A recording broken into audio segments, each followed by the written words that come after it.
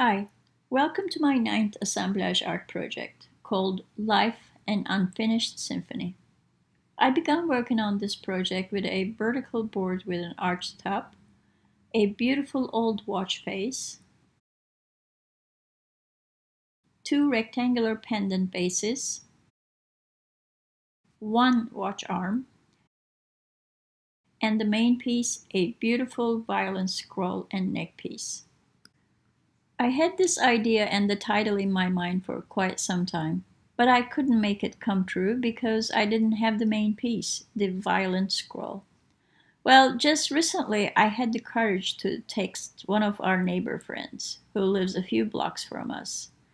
He is a master violin maker who creates those beautiful violins at his home workshop. His clients are professional violinists. His name is Scott Albert. Actually, I left a link below to an online newspaper article about him. Please check it out. So I said, Scott, do you have a violin scroll that was messed up and no longer is good for one of your violins? Basically a throwaway piece. If yes, may I buy it from you? He texted me right away with a photo and said, I have one for you, and actually it came from an old violin. If you like it, it's yours. You can imagine how shocked and happy and appreciative I was. So this is that beautiful old violin scroll and the neck he gifted me. Thank you, Scott. I began with cutting the two pins on the back part of the watch face.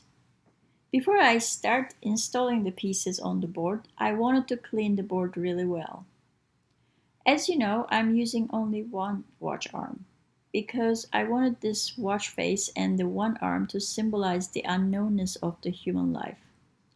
Because we don't know what and when the things happen in our lives, especially when one's life ends.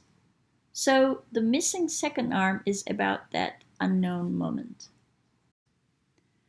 I always liked listening to the classical music. Actually, I grew up listening classical music.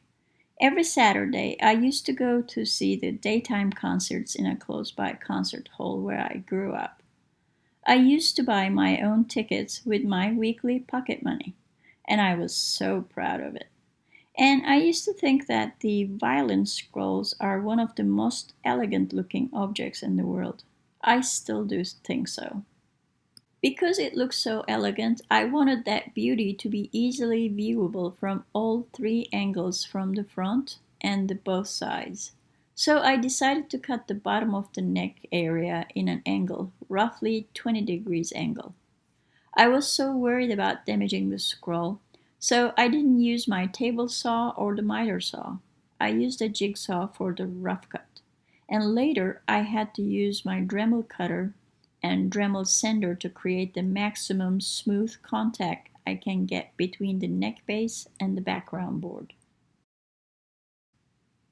After the bottom part was connected, I drilled a tiny hole hidden inside the scroll piece and used a tiny nail to secure the scroll piece. Next, it was time to work on the two pendant pieces. I installed them on top of each other to create a paper scroll look. I guess I have a thing for the scrolls. Once the scrolls were installed, I began to install the watch springs. They are going to be symbolizing the twists and turns in life.